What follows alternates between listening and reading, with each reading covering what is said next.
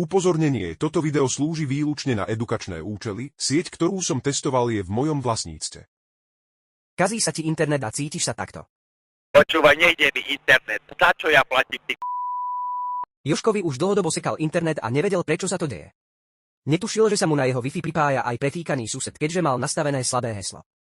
Ako sa ale susedovi podarilo nabúrať do jeho Wi-Fi siete?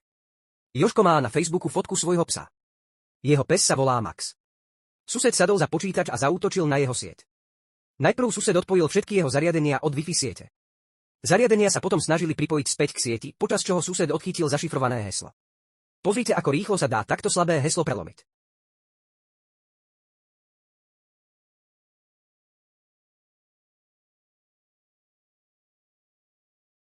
Vidíte? Pár sekúnd a heslo je prelomené.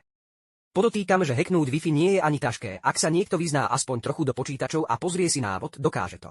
Poučenie: nedávajte si heslá podľa svojich psov, podľa mien partnerky, modelu auta a tak ďalej. Heslá by mali mať aspoň 14 znakov vrátane čísel, veľkých a malých písmen a špeciálnych znakov.